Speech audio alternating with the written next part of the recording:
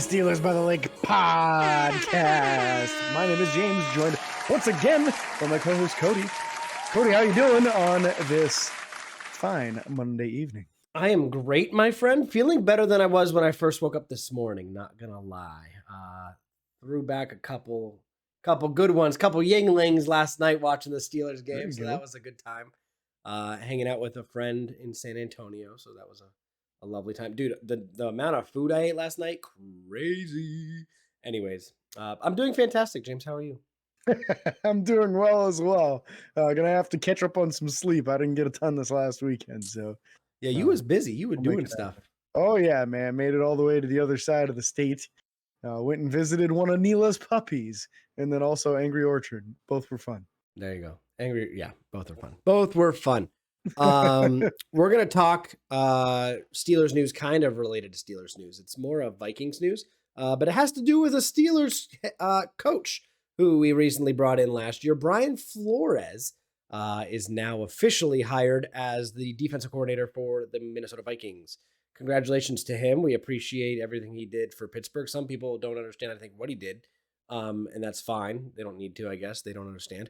But with that being said, this doesn't help Pittsburgh with the compensatory pick that they could have gotten due to it's not called compensatory, but it's something else, right? No, it basically is a compensatory pick, though. Yeah. So that would have been nice. It is a new man on the Minnesota Vikings. But anyway, yeah, you have to be on the team for 2 years and then get either a head coaching gig or a general manager gig in order for that to help out the team that you came from. Also has to be a minority hire. So he hit the minority hire, but he didn't hit high enough as far as the level that he was hired. He would have had to get that head coaching job, and we would have had to have him one more year. Only had him for 1 year, but a lot has been said since the season ended on how much he contributed to the team last year. Really, even Kenny Pickett said it was very instrumental what Flores told him to look for in defenses and what defenses would do in certain situations, and how that helped him prepare for games and even have successful drives like we saw at the end of the season and the end of games. Where he started getting those successful drives and going down the field and getting game-winning touchdowns, and he gave a lot of credit to Coach Flores on that. So I wish all the best for Coach Flores.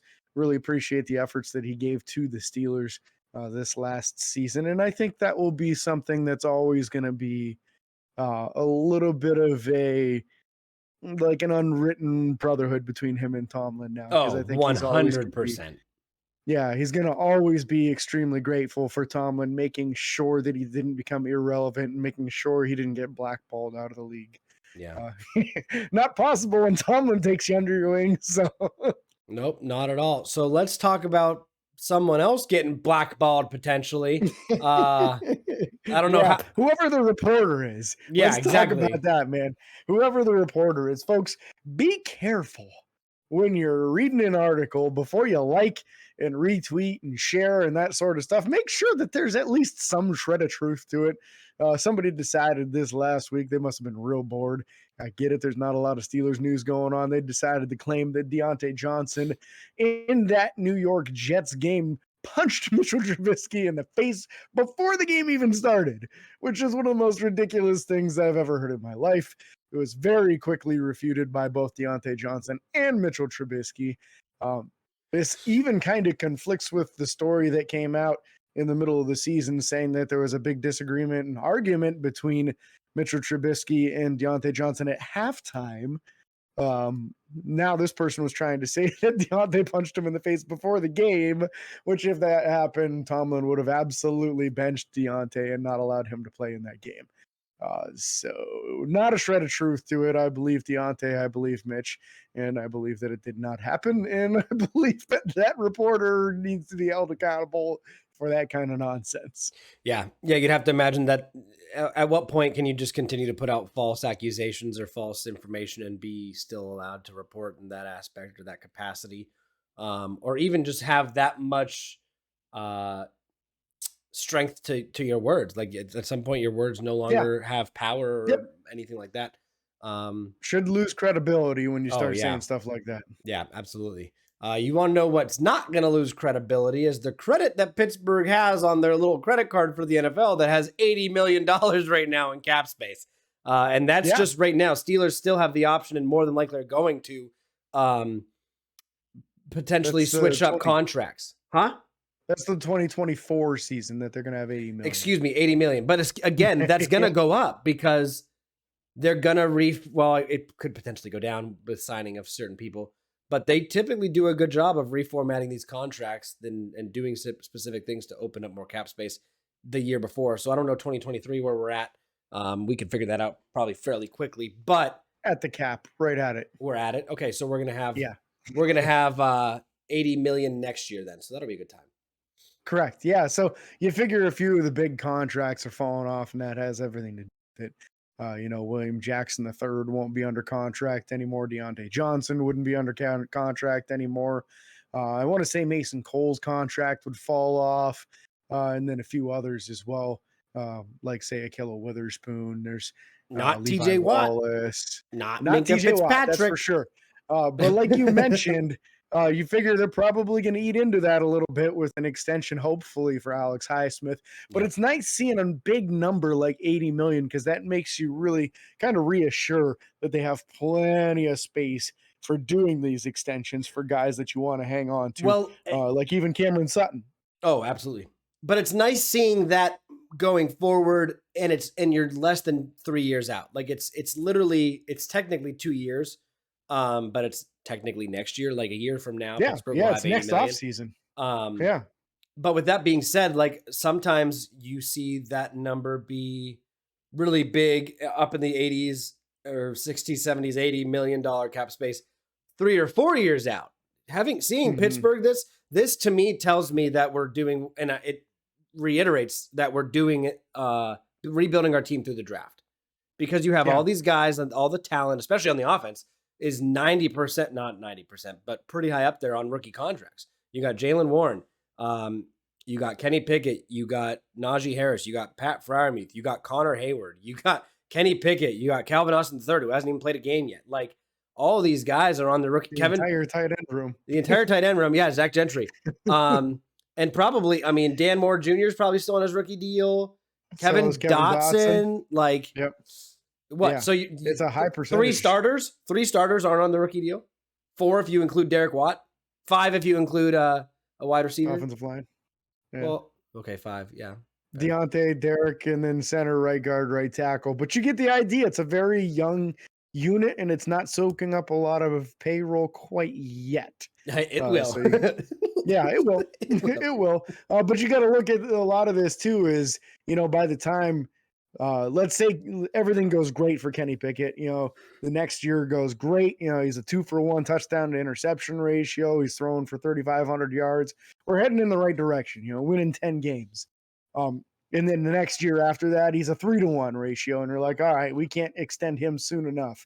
Well, it's going to be $50 million a year at that point for a quarterback, maybe even higher. But that's not going to be an issue because all of the big money deals will be off the table, basically, other than you'll probably be looking to extend Minka and TJ another time, but Cam will be retired by then. Yep. So his massive contract to be off the books.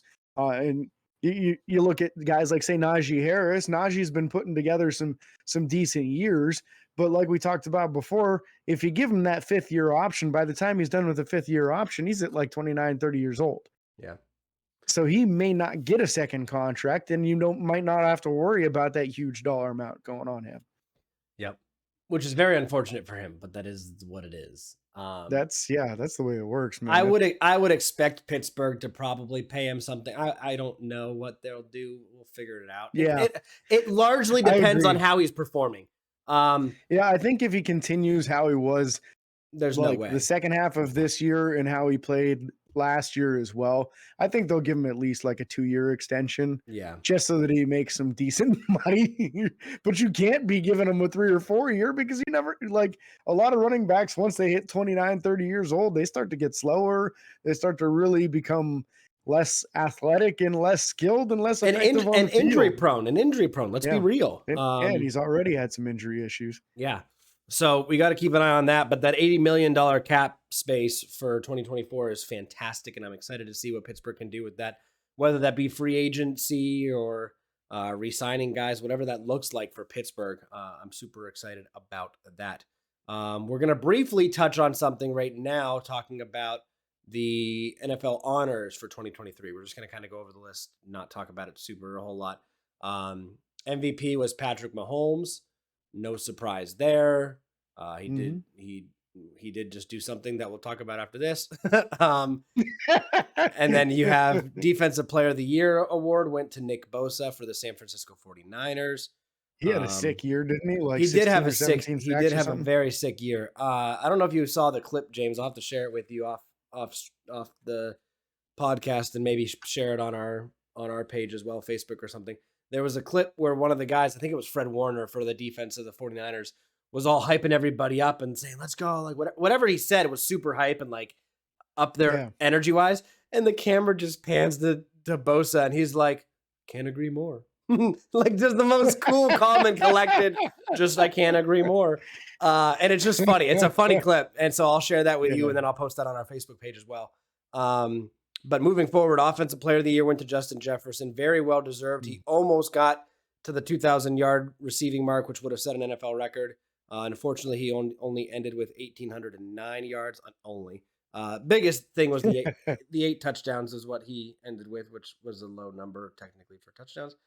Offensive Rookie of the Year, Garrett Wilson for the New York Jets. 83 catches for 1,100 yards, not too bad. Now, the Jets also... How many touchdowns did he hit? He had... That's a great question. I don't know. They didn't put that number on here. Must not have been a lot. It must have been a low number then. If they didn't put it up there, it wasn't a great number. Yeah. And then you have the Jets defensive back, Ahmed Sauce Gardner, who won... Sauce, who won Defensive Rookie of the Year. So the Jets had both offensive and defensive Rookie of the Years, which is wildly impressive. And I can't, off the top of my head, think of the last time a team had both offense and defense Rookie of the Years. That's crazy. I wouldn't be surprised if it's never happened, to be honest with you, because that's just such a rare thing. Yeah. You know, and honestly, we go all the way back to the pre-draft process last year. Sauce just jumped out at the tape, man. When you watched him play, he was just incredible. Such a skilled player. I wanted Pittsburgh to draft him in the worst way, but the closer it got to draft day, the more obvious it became that he was going to be long gone by the time Pittsburgh picked. So, yeah, that's just the way the cookie crumbles and that sort of thing. So, no surprise that Sauce had such an incredible year. Yeah, and then you got listen, it was better than Trayvon Diggs' rookie year. Let's not go into that. And then you had Coach of the Year, Brian DeBall, the New York Giants. Took his team, the Giants, from a 4-13 team last year to a 9-7-1, and arguably one of the toughest divisions in football. I'll give him that. That division's turned out to be pretty tough. Yeah. Washington's hit or miss. And they won like 7 straight, didn't they? Yeah, I think they went on. It was 6 or 7. Yeah. Yeah, it was an incredible streak they went on, and everybody said, "Oh, Daniel Jones isn't good enough for that. Saquon Barkley's always hurt." Well, Daniel Jones played his butt off, and Saquon stayed healthy, and they went on a big old winning streak and outperformed what anybody thought they were going to do. Yep. So anyways, we're going to talk about one more, James, and I'm going to give you the floor for this one because I know you have some stuff to say about this one. The Comeback Player of the Year, Mr. Geno Smith. So James, go ahead and share some thoughts, my friend. So Comeback Player of the Year, apparently for Geno Smith, the qualification is you were awful previously and now you played pretty good. In previous years, it was how bad was your injury? And that's why I'm so triggered about this whole stupid thing, man. Because the year that Ben Roethlisberger blew his elbow out and 3 of the 5 ligaments connecting the muscle to the bone in his elbow tore off of the bone, and he came back and played the next year and played well, he lost out to Alex Smith because Alex Smith had a gruesome leg injury. And it was a gruesome injury. But Alex Smith only started for like 5 or 6 games and then got benched because he wasn't playing well. But he got the Comeback Player of the Year award because he came back from a more gruesome injury. Well, Geno Smith wasn't even hurt last year, so if that's the qualification, then he doesn't even qualify. And if it's how good did you perform, well, then clearly Alex Smith should have never got it that year. So I feel like they just need to say, hey, this is comeback player of the year from an injury, or this is comeback player of the year from having a bad season and then playing really good the next year. Or maybe even just make 2 different categories. I don't know. But it seems like it's just whatever they feel like making it be that year. So you don't even know what the heck to expect.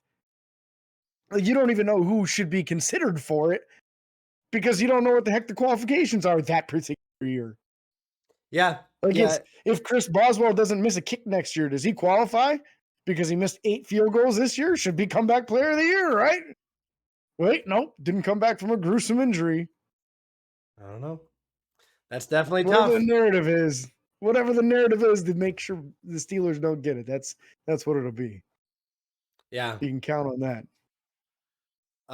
For sure. So with that being said, now we're going to talk Super Bowl because it did just happen. Triggered. Yeah, I know you're super triggered. I can see it on your face. But we're going to talk Super Bowl. So the Super Bowl did happen. Arguably an instant classic. One of the best Super Bowls we've had in recent years. Came down to the wire for sure. No team really ever ran away with it. You're wearing Juju's jersey. I love it. Showing some support for Juju, who's now a Super Bowl champion. And here's the thing. Let me get on top of this before we even start there. A lot of people are saying, Juju, he pulled a Kevin Durant. He went to a winning team, blah, blah, blah, this and that. Listen, Juju led the team in receptions and receiving yards for both the Super Bowl and the regular season. Juju performed well. Juju played well. And I don't think that Juju came out and kind of did anything different than what he did in Pittsburgh. I think that, and I don't want to call it a coaching thing, but maybe the atmosphere in Kansas City was better for him. I'm not saying Tomlin was a worse coach. I'm not saying anything like that. I'm saying that I think Andy Reid might have took him under his wing a little differently than what Tomlin did. Not that Tomlin did it bad or in a wrong way, but there was also a lot of drama surrounding other players when Juju was here. And I think everyone took that out on Juju. Yeah, and I think too, Andy Reid versus Mike Tomlin. Andy Reid's a brilliant offensive mind. Mike Tomlin's a defensive coach. Yep. So you would expect Andy Reid to be able to kind of pull the maximum capabilities out of him. But let's not undersell the biggest difference between those two situations. Patrick Mahomes versus Ben Roethlisberger at the end of his career, who was just a shell of what he was in his prime. Juju never got to play with Ben when Ben was at his prime, but he got to play with Patrick Mahomes in his prime. Yep. And I'll tell you, that is the most accurate quarterback in the league. And one of the things that Patrick Mahomes is just so special at is extending a play and kind of turning things into backyard football. And Juju's very good at that as well. So it's no surprise to me that the two had such instant chemistry. And Juju catches everything that you throw at him too. Let's be real. This dude has some incredibly dependable hands and a very high effort guy, always trying to get the extra yards. So I have nothing but love for Juju, hence the fact that I'm wearing his jersey right now. I'm not surprised that he had a good season. I am actually kind of surprised that he led the team in receptions and yards because I would have figured somebody would have had more than that. Yeah, Travis Kelce considered, Yeah, you would just assume somebody would have beat him on that. And I guess I don't know if Kelce didn't have better numbers. I think he just led the receivers on the team. I can look that up when we talk. I wouldn't be surprised if Kelce had more receptions and yards, to be honest with you. But just it's Juju. He's a hardworking kid. He's dude. I'm very happy for him that he got a ring. And also kind of happy for Chris Oladokun because he never really got a chance in Pittsburgh after being drafted as a 7th round pick. The Chiefs snagged him after we released him. We were attempting to get him onto the practice squad. They snagged him and then ended up putting him on their own practice squad. And because of that, he has a ring now too. So you got 2 former Steelers on that Kansas City roster who came away with a ring. I stand corrected. It was just the wide receivers. The wide receivers. Yeah, I figured Kelce probably beat him. Kelce had him by 400 yards and like 30 catches, 30 receptions, 32 receptions. And honestly, I didn't know the difference in the numbers between the two. I just had heard that there was a massive gap between Kelce's numbers this year and the number 2 tight end in the NFL as far as receptions, yards, like everything. He just absolutely blew away the competition this year. So that's kind of why I figured that it was just the wide receivers that he led for Kansas City, and not Kelce, because, man, Kelsey's just unstoppable. Let's be real. They couldn't cover him to save their lives. That dude was just getting open all game long. And you can't cover him with a linebacker. It's just not a thing. And the Eagles didn't have an answer for game long. No, I mean, he even had the early touchdown catch against, I believe, a corner or a safety. Like, you can't guard him with anybody. No, they don't make guys that can cover Travis Kelce. They do, but they're not. They're probably in the wrong sport or something. I don't know. Yeah, they're in the NBA. Those are the only guys can cover Travis Kelce. Yeah, and it's not because they're faster; it's because they're taller. Like, even if you get beat, listen, even if Giannis got beat, you got to throw that ball real high to get over him. So, yeah, I don't know. The game, again, we're not going to go into too much depth on this game, but I thought that it was really well played by both teams. The awesome thing that happened, in my opinion, obviously there's the fact that it was the first time two African-American quarterbacks played against each other. It was also the first time two brothers played against each other. And then, so that was cool. But then it was also the first time, or excuse me, not the first time, but Jalen Hurts broke the record for rushing touchdowns by a quarterback in a Super Bowl with 3, which is just crazy. And how about their 4th and down conversions? Just crazy. How good they were at that. Yeah, that QB sneak is unbeatable, the way they're doing that. So I thought that was an entertaining thing to see too, because big difference between a guy like, say, Chris Jones and Cam Hayward, because Cam doesn't get blown off the ball in those situations. And every single one of them, Chris Jones was getting just annihilated because he just can't handle that kind of stuff. And that's why I think that it's just a shame that Cam Hayward's not getting as much credit as he should be for how talented and skilled he really is, on how all around his game is. You know, Chris Jones is a very good player, but clearly a pass rushing specialist. And in this game, pass rushers didn't really get home. Both quarterbacks really kind of had their way. They both had excellent performances.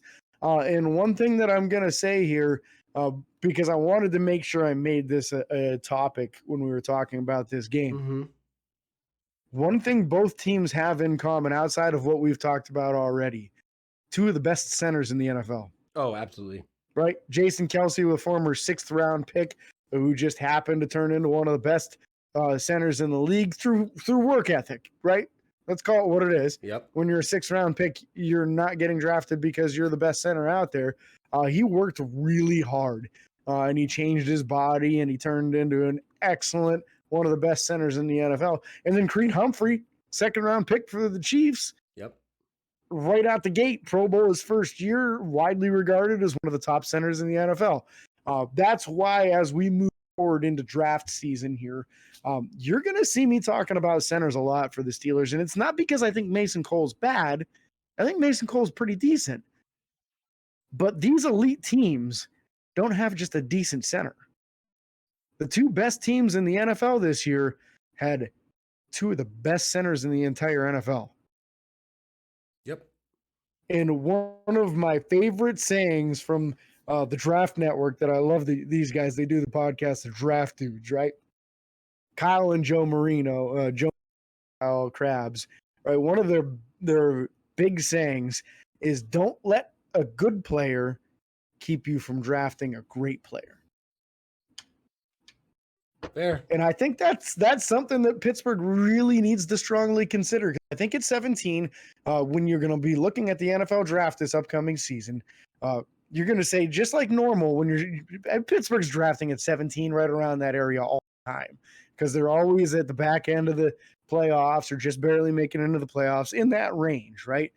By the time 17 comes around, usually a couple quarterbacks are gone, 2 or 3 offensive tackles, 2 or 3 corners, multiple pass rushers, usually a couple defensive linemen, interior guys. These are all gone already.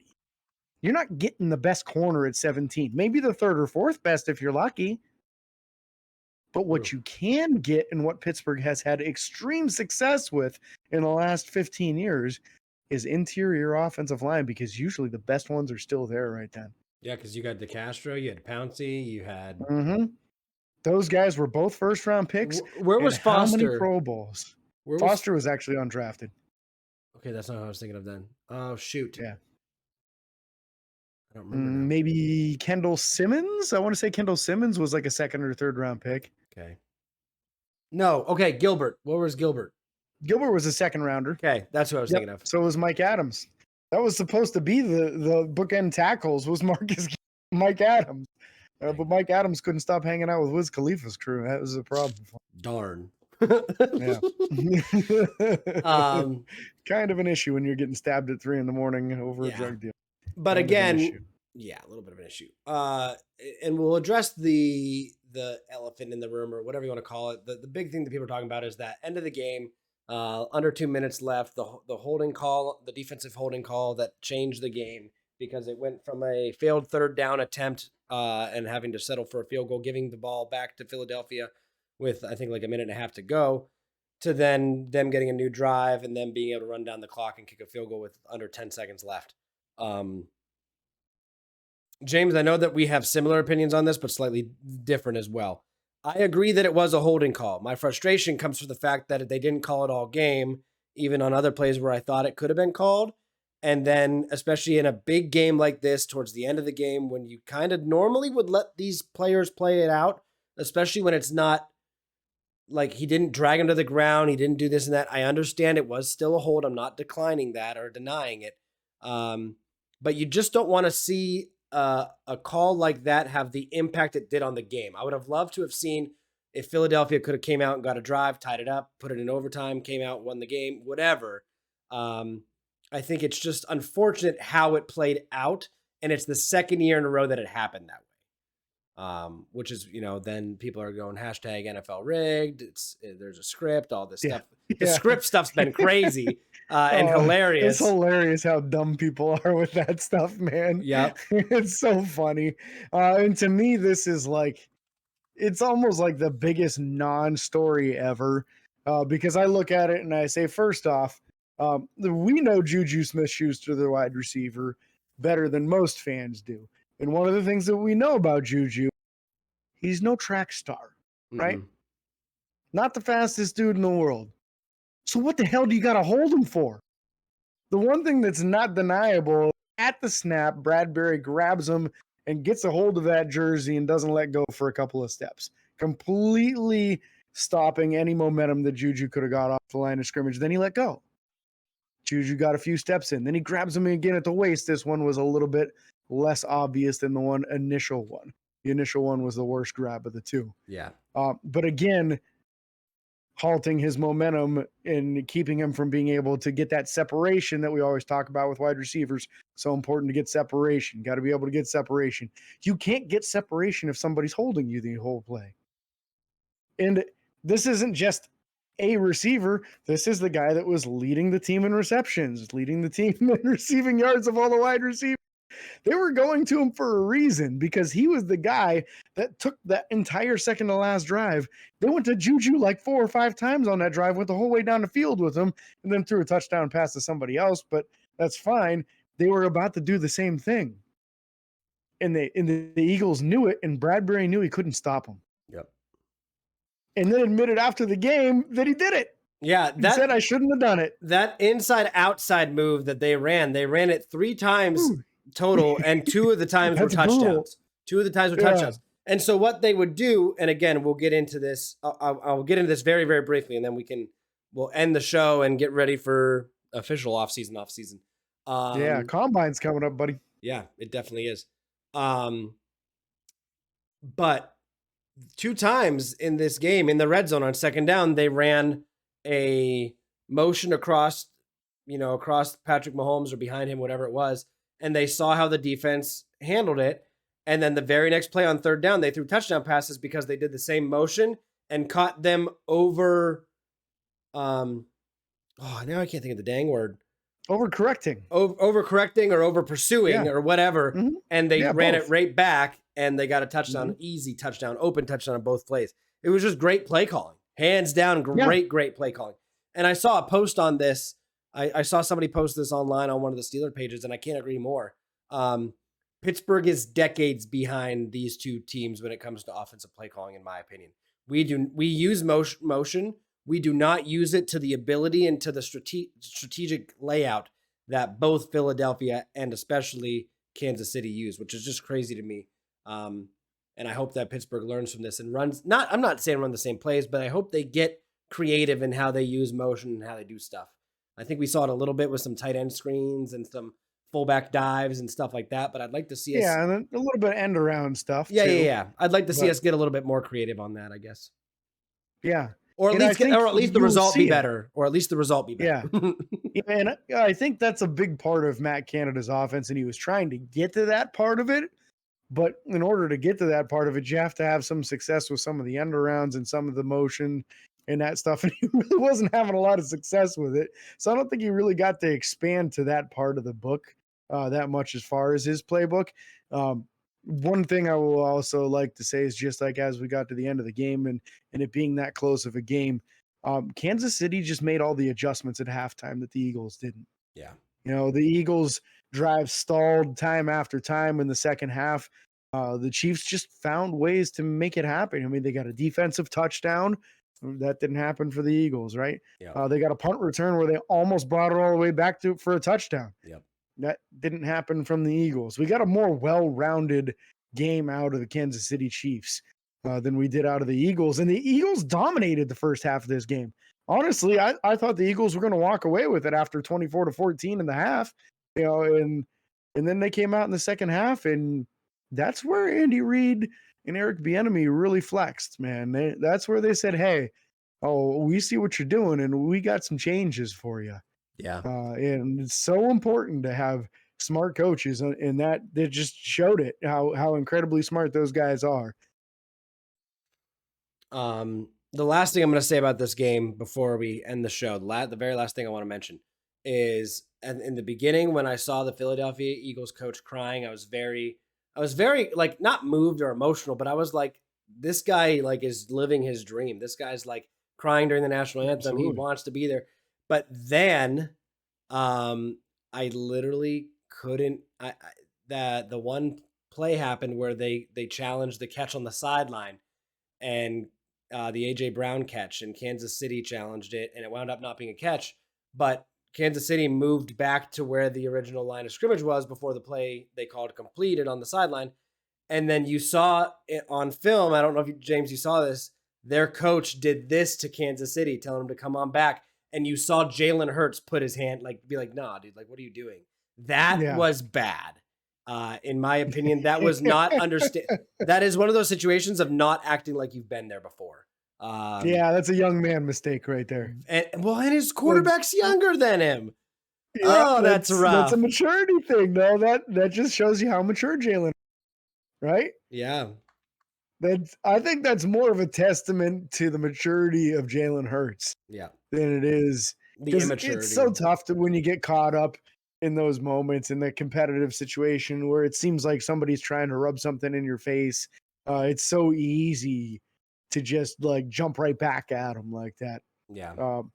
It takes a lot of maturity for somebody like Jalen Hurts, so young in the league, to go up to his coach and say, no, coach, now ain't the time. Yeah. Let's not piss him off before the game's over, huh? But yeah, so that's going to end this show. Oh, you got one more thing to say? Yes, one more thing to say. I didn't really talk about this beforehand, but Scouting Combine is right around the corner. Yep. Starts February 28th, goes through March 6th. So we're going to have a lot to talk about after that. As soon as we use the mock draft machine from the Draft Network. Right now, they're in the final stages of their completely refurbished one. I think it's the most accurate as far as the draft order and where people should be, because that's all it is. These guys just scout players all year, every year. So they're extremely accurate as far as where people should fall in the draft. So I'm holding out for that before we get you that first mock draft, but that will be coming as soon as they get that all finalized. Yeah.